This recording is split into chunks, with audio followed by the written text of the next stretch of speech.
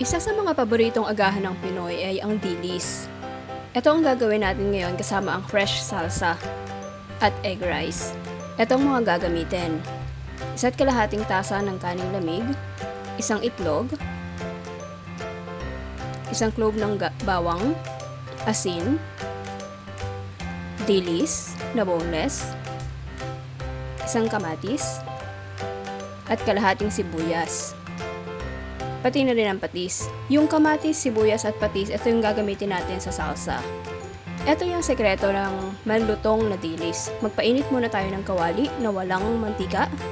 Ilagay ang dilis. Tapos ibusa siya. Halu-haluin lang para hindi masunog. Ayan, siguraduhin nyo lang na lagi siyang hinahalo. Tapos pagtingin nyo parang malapit na siyang maluto, tsaka nyo ilagay yung kaunting mantika. Tapos halo ulit para ma-coat sila evenly. Ayan, kailangan nga pala yung apoy natin dito mahina lang ha, para hindi siya masunog. Ayan, eto na yung malutong na dilis natin. Tapos magpainit ulit tayo ng mantika sa isang non-stick pan naman. Ilagay natin yung bawang at igisa.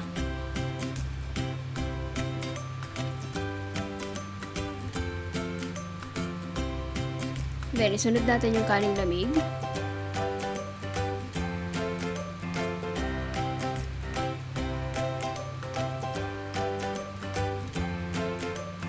Ayan, haluin ulit natin.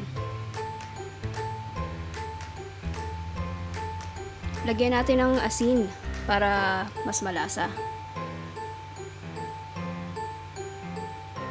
Tapos haluin ulit para magpantay yung lasa niya, yung alat.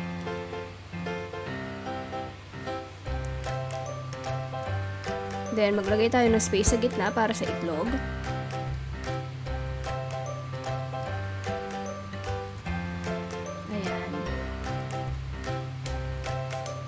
Ayan, tapos doon na natin siya sa kawali, direktang scramble. Ayan, haluin na natin kasama ng kanin.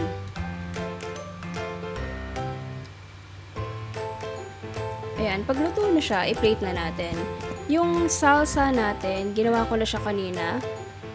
Ayan, bali yung kamatis, sibuyas, at saka yung konting patis. Ganyan lang kasimple yung fresh salsa. Bagay na bagay dun sa dilis natin.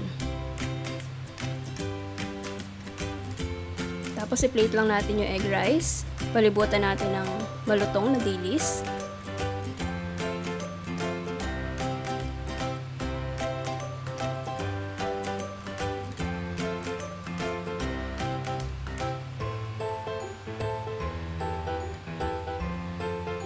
Ayan, tapos optional lang naman na lagyan ng spring onions. Ayan, ito nga pala yung salsa natin at ito, luto na yung ating egg rice na may kasamang dilis at fresh salsa.